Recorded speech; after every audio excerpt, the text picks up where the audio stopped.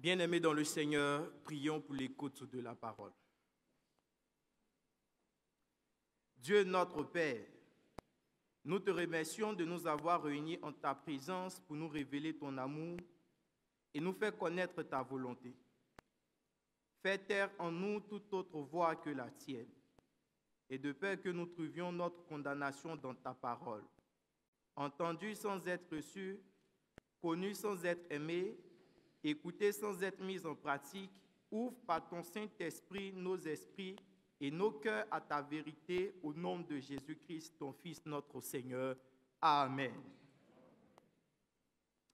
Lecture de l'Ancien Testament, tirée du livre d'Exode, en son chapitre 24, les versets 1 à 8. Exode, chapitre 24, les versets 1 à 8. Et nous lisons la parole de Dieu. Dieu dit à Moïse, « Monte vers l'Éternel, toi et Aaron, Nadab et Abihu, et 70 des anciens d'Israël, et vous vous prosternerez de loin. Moïse s'approchera seul de l'Éternel. Les autres ne s'approcheront pas, et le peuple ne montera point avec lui. » Moïse vint rapporter au peuple toutes les paroles de l'Éternel et toutes les lois. Le peuple entier répondit d'une même voix, « Nous ferons tout ce que l'Éternel a dit. » Moïse écrivit toutes les paroles de l'Éternel. Puis il se leva de bon matin, il bâtit un autel au pied de la montagne et dressa 12 pierres pour les 12 tribus d'Israël. Il envoya des jeunes hommes, enfants d'Israël, pour offrir à l'Éternel des holocaustes et immoler des taureaux en sacrifice d'action de grâce. Moïse prit la moitié du sang qu'il mit dans des bassins et il répandit l'autre moitié sur l'autel. Il prit le livre de l'Alliance et le lut en présence du peuple. Ils dirent, « Nous ferons tout ce que l'Éternel a dit et nous obéirons. » Moïse prit le sang et il le répandit sur le peuple en disant, « Voici le sang de l'alliance que l'Éternel a faite avec vous selon toutes ses paroles. » Amen.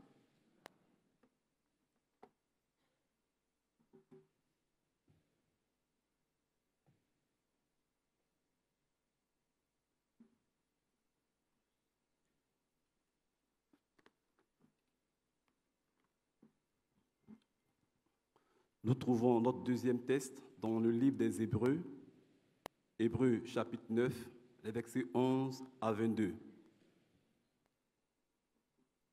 Hébreux chapitre 9, les versets 11 à 22, et nous lisons. « Mais Christ est venu comme souverain sacrificateur des biens à venir. Il a traversé le tabernacle plus grand et plus parfait, qui n'est pas construit de main d'homme, c'est-à-dire qui n'est pas de cette création. Et il est entré une fois pour toutes dans le lieu très saint, non avec le sang des boucs et des veaux, mais avec son propre sang, ayant obtenu une rédemption éternelle.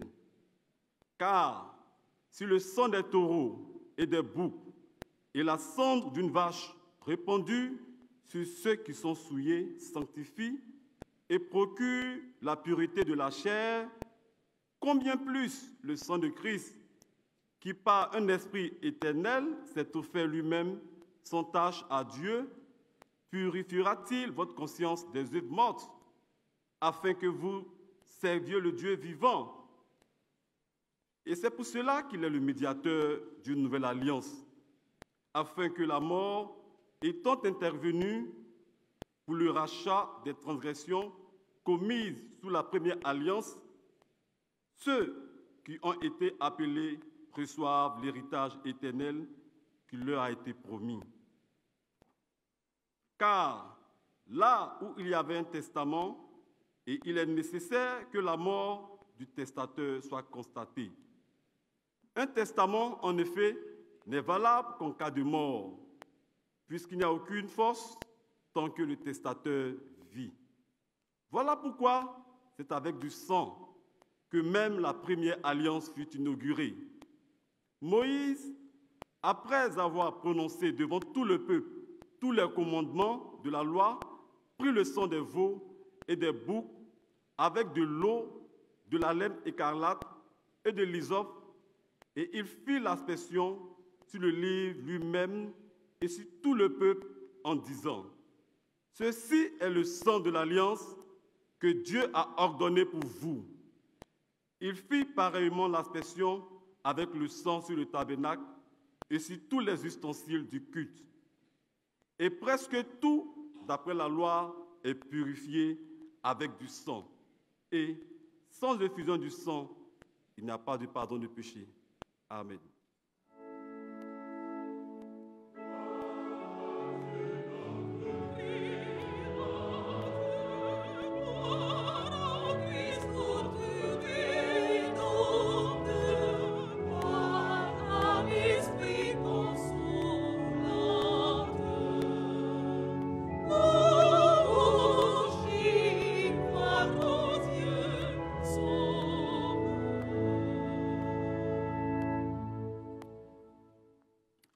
Lecture de l'évangile de Jésus-Christ selon Matthieu. Matthieu chapitre 26, verset 20 au verset 29. Matthieu chapitre 26, verset 20 à 29. Le soir étant venu, il se mit à table avec les 12. Pendant qu'il mangeait, il dit: je vous le dis en vérité, l'un de vous me livrera. Ils furent profondément attristés, et chacun se mit à lui dire: est-ce moi, Seigneur? Il répondit: celui qui a mis avec moi la main dans le plat, c'est celui qui me livrera. Le Fils de l'homme s'en va, selon ce qui est écrit de lui. Mais malheur à l'homme par qui le Fils de l'homme est livré. Mieux vaudrait pour cet homme qu'il ne fût pas né. Judas, qui le livrait, prit la parole et dit: est-ce moi, Rabbi? Jésus lui répondit: tu l'as dit. Pendant qu'il mangeait, Jésus prit du pain. Et après avoir rendu grâce, il le rompit et le donna aux disciples en disant: prenez, mangez, ceci est mon corps. Il prit ensuite une coupe et après avoir rendu grâce, il la leur donna en disant: buvez-en tous, car ceci est mon sang, le sang de l'alliance qui est répandu pour plusieurs, pour la rémission des péchés. Je vous le dis, je ne boirai plus désormais de ce fruit de la vigne, jusqu'au jour où j'en boirai du nouveau avec vous dans le royaume de mon Père. L'herbe sèche, la fleur tombe, mais la parole de notre Dieu demeure éternellement. Amen.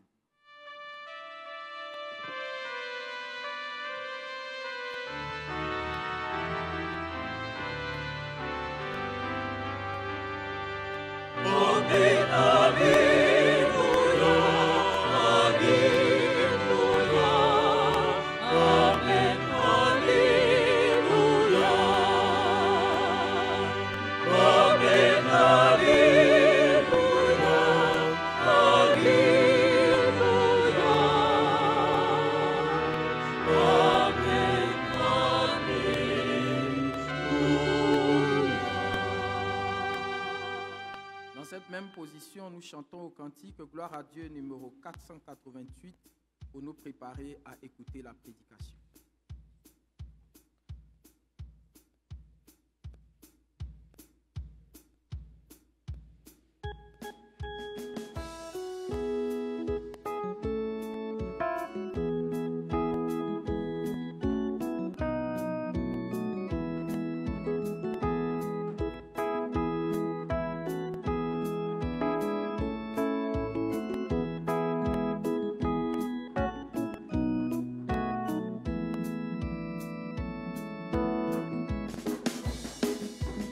Tu pries à mon salut par ton grand sacrifice, ô Seigneur, et mystère d'amour.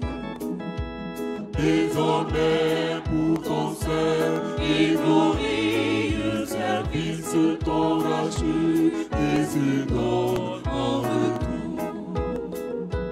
Je t'ai abandonné au camp de volontaire librement, je viens pour te servir.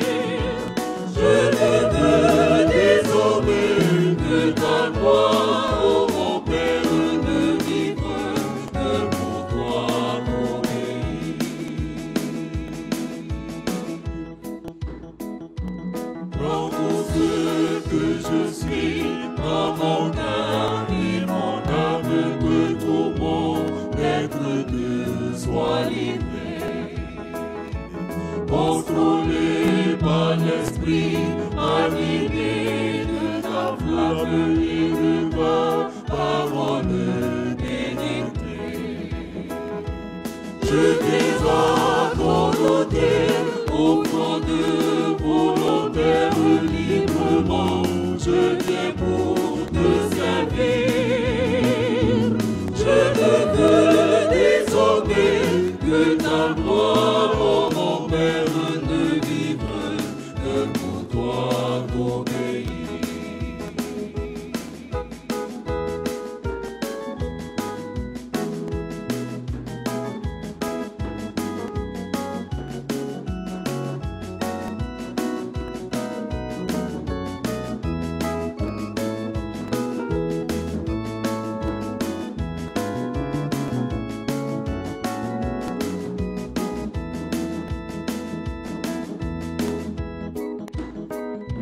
Seigneur, de jour en jour, transforme à ton image ton enfant, ton heureux racheté. Devant moi, regarde jusqu'au bout du voyage, connaître et de ta volonté. Je viens à ton autel, offrant de volontaire librement, je viens pour te servir. Je ne veux désormais que ta gloire, ô mon Père, de vivre que pour toi t'obéir. Je viens à ton autel, offrant de volontaire librement, je viens pour te servir. Je ne veux désormais que ta gloire, ô mon Père, de vivre que pour toi t'obéir. Je viens à ton autel, offrant de volontaire librement, je viens pour te servir. Je ne veux désormais que ta gloire, ô mon Père, ne vive que pour toi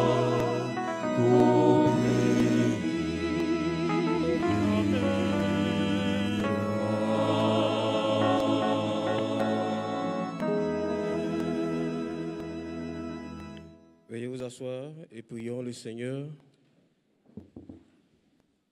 Tu vas prier le Seigneur pour toi-même, pour que le Saint-Esprit te communique cette parole de connaissance et cette parole de vie. Pour que ce moment soit une revisitation de l'histoire du salut que Dieu a manifesté à l'humanité et que le Seigneur ainsi te visite de manière sensible pour que tu reçoives pleinement sa grâce ce soir encore. Seigneur, nous sommes rassemblés dans ton sanctuaire pour ce culte particulier, ce culte commémoratif du sens de ta venue sur la terre et de l'institution qui nous la rappelle. En un jeudi comme celui-ci, tu as manifesté ton amour à l'humanité en enseignant à ton peuple la vie et la grâce que tu as apportées à l'humanité. Donne-nous, Seigneur, de pouvoir comprendre cela et donne-nous de pouvoir vivre cela. Amen. Chers parents, chers frères et sœurs, nous voulons vous saluer dans le précieux et glorieux nom de notre Seigneur Jésus-Christ. Que sa grâce soit sur vous. Amen. Aujourd'hui, donc, c'est un culte particulier. C'est le jeudi saint. Et selon la tradition protestante, nous nous retrouvons donc dans le sanctuaire pour vivre ce moment-là. Peut-être pas de manière beaucoup plus incisive que les apôtres l'ont vécu, mais par la foi, nous nous transportons donc en Palestine, nous nous transportons à Jérusalem, nous nous transportons dans une chambre haute qui n'a pas été vraiment définie, mais où Jésus a décidé donc d'expliquer de manière claire et ouverte le point culminant de sa venue sur la terre des hommes, son sacrifice suprême, en instituant ainsi donc le sacrifice pour que de génération en génération, nous puissions perpétuer cela et nous souvenir de l'acte unique, l'acte universel et l'acte éternel qu'il a accompli. Justement, ce soir, il est question de sacrifice, mais pas n'importe quel sacrifice. Il s'agit du sacrifice de Christ, le Fils de Dieu et Dieu incarné. On a beau épiloguer sur cet acte sacrificiel de Christ. C'est vrai que c'est une réalité, mais c'est aussi vrai que c'est un mystère, parce qu'on ne comprendra jamais comment un Dieu glorieux a pu descendre sur cette terre remplie donc de misère et de péché pour s'identifier à l'humanité déchue, afin de porter cette déchéance et de la décharger ainsi donc de tous ces malheurs pour que les hommes soient délivrés, pour que les hommes soient sauvés. C'est toujours un mystère, mais notre Dieu est le Dieu des mystères et nous le prenons comme ça et nous vivons par la foi cette réalité. Bien-aimés, chers parents, chers frères et sœurs, ce soir, nous sommes là pour nous rappeler le sacrifice de Jésus-Christ avant le jour, puisque c'est demain que nous allons vivre sa passion. Mais déjà, le jeudi soir, le Seigneur Jésus-Christ a planté le décor lorsqu'il a réuni donc, ses disciples les plus fidèles afin de leur parler de son sacrifice. Et même,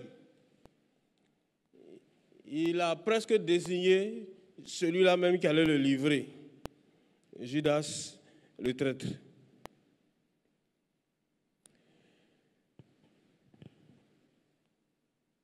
Le thème choisi donc par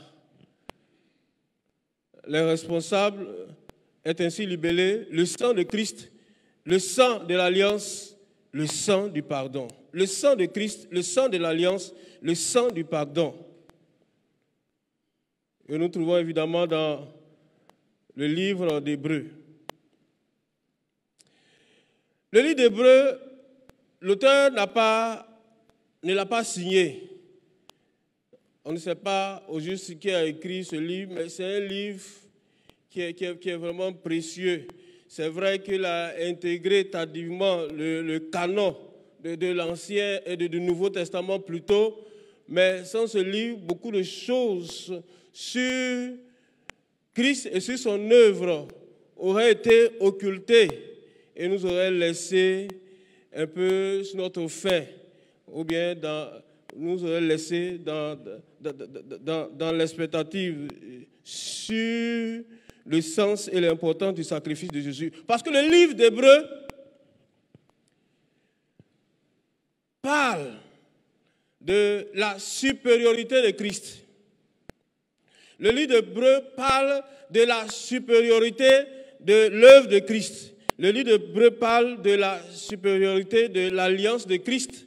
Et le livre d'Hébreux parle enfin de la supériorité de la vie en Christ. Pour nous résumer, en tant que des chrétiens, nous sommes bénéficiaires de la meilleure alliance. Et pour faire des jaloux de l'autre côté, du côté de la Palestine, l'alliance que nous avons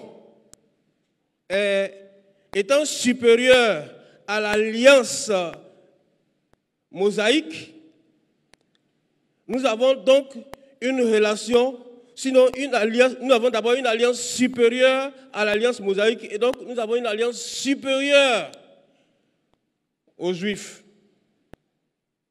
Et nous avons donc une communion supérieure aux Juifs.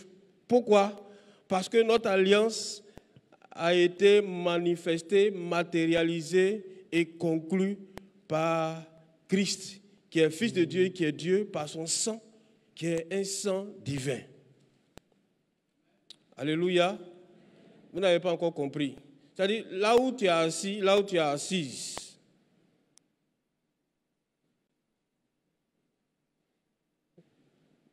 ton alliance est une alliance de choix par rapport à l'autre alliance.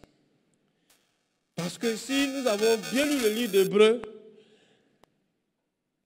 nous sommes les bénéficiaires de la nouvelle alliance. Qui dit nouvelle alliance parle d'abord d'une alliance qui est ancienne, qui est périmée, qui est caduque. Une alliance que l'Éternel avait conclue avec son peuple autrefois dans le désert et par laquelle donc des animaux avaient été sacrifiés et dont leur sang répandu sur le peuple. Mais nous les chrétiens, c'est le Fils de Dieu qui a répandu son sang pour nous. Nous sommes bénéficiaires d'une alliance manifestée par un sang d'animal, mais par un sang divin, par un sang du Fils de Dieu, par un sang de Dieu. Alléluia. C'est pourquoi nous devons être plus heureux que les Juifs. Et nous devons les envier moins. Je le dis du haut de la chair. Le sang de Christ, justement. C'est le sang par lequel nous avons une alliance parfaite avec Dieu. Parce que grâce à ce sang, nous n'offrons plus de sacrifices. Voilà. Les Juifs, eux, ils offrent toujours des sacrifices. C'est vrai que le temple est à aboli.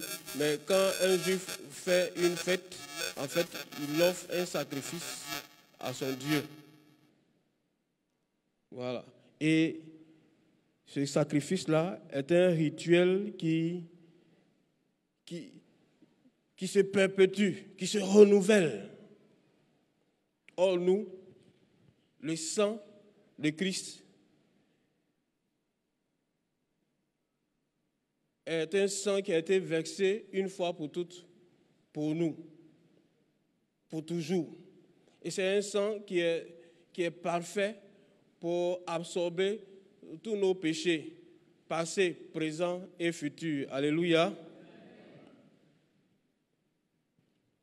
Et c'est pour cela que nous héritons d'un meilleur pardon que les autres. Parce que non seulement le sang de Christ est abondant et surabondant, mais le sang de Christ est perpétuel et éternel. Alléluia. Le sang de Christ ne finira jamais.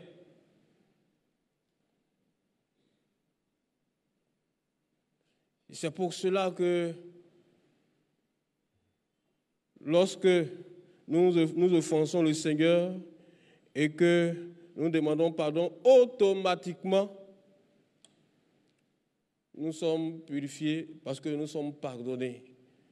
Car l'œuvre que Christ a accomplie à la croix est une œuvre parfaite dans ce sens-là. Et c'est une œuvre qui est universelle et c'est une œuvre qui est surabondante. C'est-à-dire que, selon les Saintes Écritures, là où le péché s'est manifesté, la grâce aussi s'est manifestée. Là où le péché a abondé, la grâce a surabondé.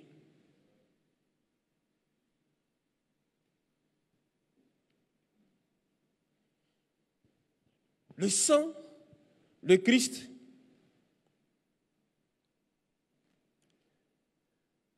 est un sang qui nous donne la capacité d'être en permanence en communion avec le Seigneur, pourvu que nous en fassions un usage excellent, par l'acte de contrition, par l'acte de confession, par l'acte de repentance. Nous renouons notre relation, notre communion avec le Seigneur. Bien-aimés, pour rappel, dans l'Ancienne Alliance, où il était question du sang, le premier sang qui a été versé pour la rémission de l'humanité, c'est le Seigneur lui-même qui l'a opéré, c'est Dieu lui-même qui l'a opéré dans le jardin. Vous vous souvenez que lorsque Adam et Ève ont péché et qu'ils ont découvert leur nudité, la Bible dit que Dieu est allé vers eux et il les a couverts de peau d'animal. Donc il a fallu que Dieu lui-même tue un animal, verse son sang et couvre donc le péché en quelque sorte d'Adam et Ève. Mais selon le texte d'Hébreu, effectivement, le sang des animaux ne lave pas le péché, mais il couvre le péché. Il y a une différence. Le sang des animaux n'efface pas le péché, mais couvre le péché. Comme par exemple, on peut couvrir quelque chose sans pour autant faire disparaître la chose. Mais le sang de Jésus-Christ lave et purifie celui ou celle qui s'en sert. Alléluia.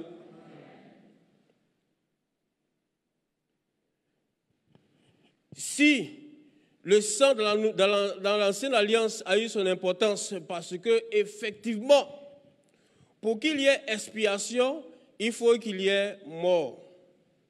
Ça, c'est une loi divine.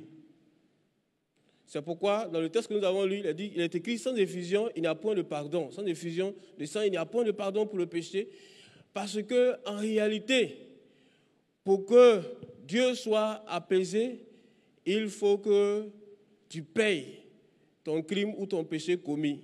Et donc, en offrant un animal, l'animal sert donc de victime expiatoire, mais également de victime de substitution pour toi. C'est-à-dire que l'animal meurt à ta place. Car la vie se trouve dans le sang. C'est pourquoi, pour que tu aies la vie dans l'ancienne alliance, il faut que ton sang soit versé. Ou il faut que la victime de substitution ait son sang qui soit versé.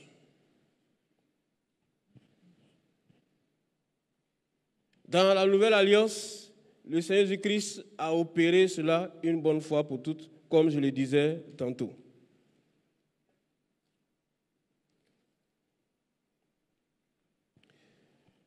L'expiation donc du péché par le sang de Christ trouve donc son expression la plus achevée dans ce que Christ a fait pour l'humanité. Il n'y a plus de sacrifice pour le péché. Il n'y a plus de sacrifice pour le péché. Quel que soit le péché qu'on commet, il n'y a plus de sacrifice. Parce que Christ s'est sacrifié lui-même. Une fois pour toutes, il a versé son sang, une fois pour toutes. Le sang donc de Christ est le fondement d'une alliance parfaite donc avec le Seigneur.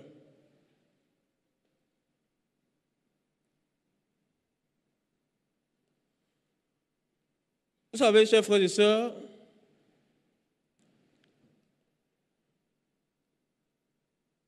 ce sacrifice que le Seigneur a opéré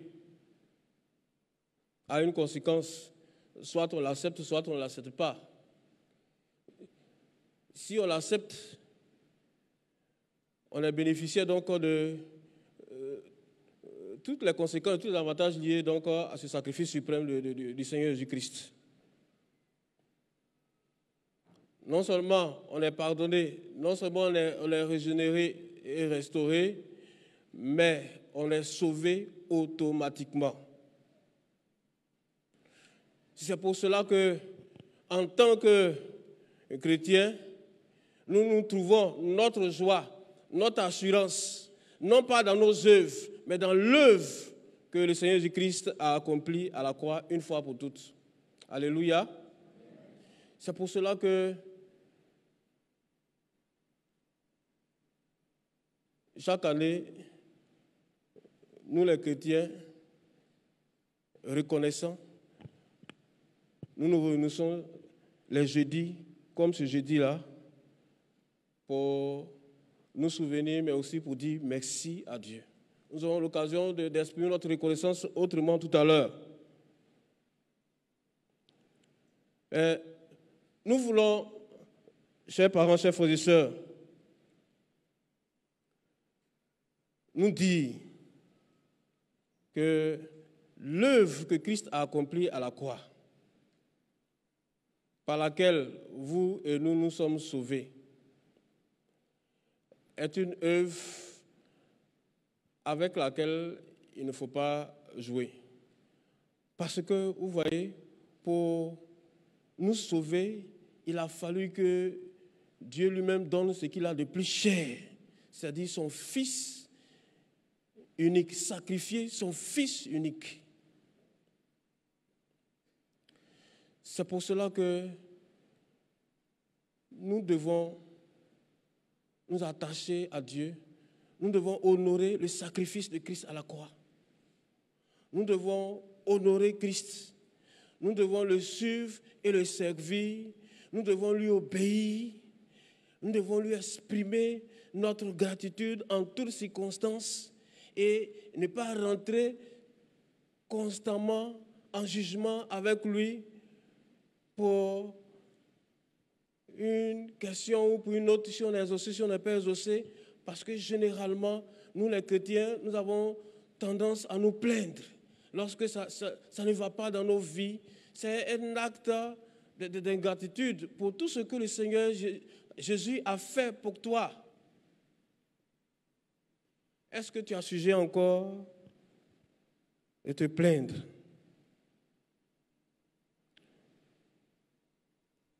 Parce que tout ce que le Seigneur Jésus-Christ a subi, c'est toi qui devais subir cela. Il a subi à ta place. Alors tout ce que tu as à faire dans ta vie, c'est de rendre grâce et gloire à Dieu. Alléluia.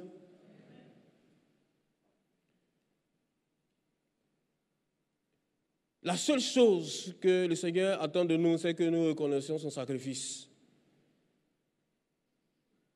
C'est la seule chose que le Seigneur attend de nous.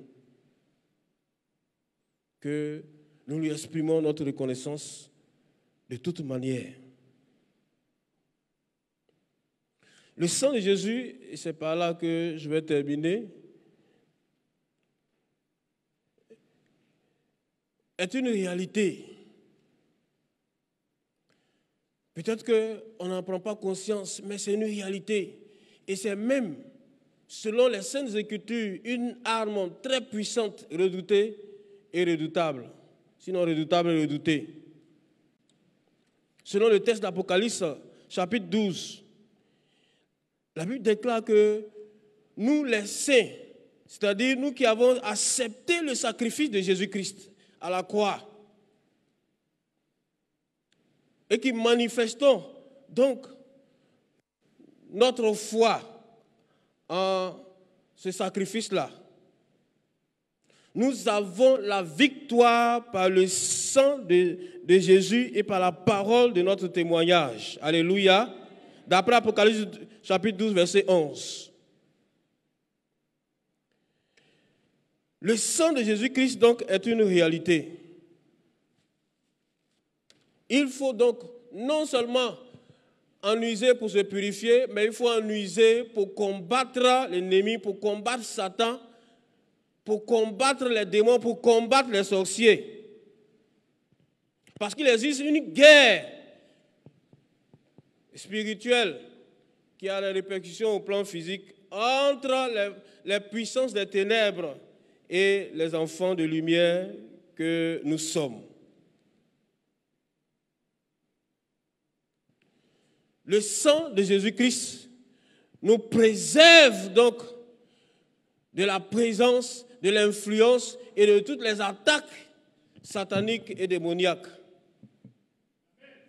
Comment ça opère? Il suffit simplement par la foi de l'invoquer sur soi, sur tout ce qui nous concerne, nous intéresse, etc., etc. Même si on ne voit pas, c'est une réalité. Et le sang de Christ agit bel et bien.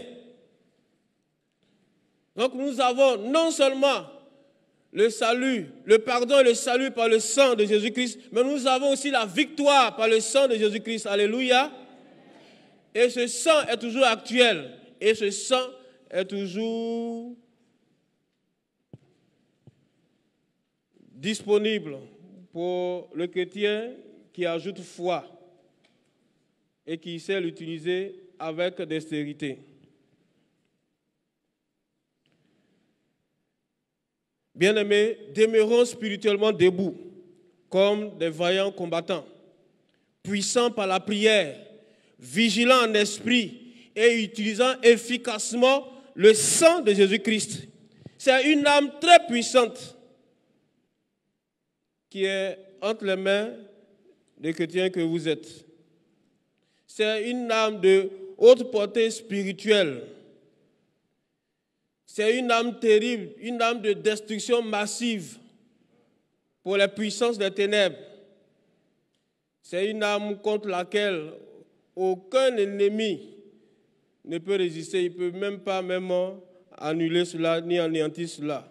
Il n'y a pas donc une âme qui puisse contrecarrer, qui puisse anéantir, qui puisse détruire cette âme que Christ a mise à la disposition donc de ses élus.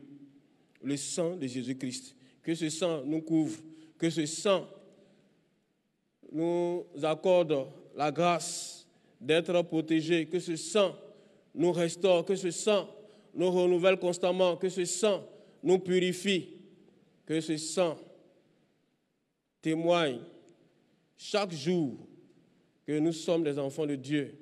Soyons toujours scellés par le sang victorieux de Jésus-Christ, le Dieu vivant. Que Dieu nous bénisse et qu'il nous garde dans la puissance de son sang. Amen.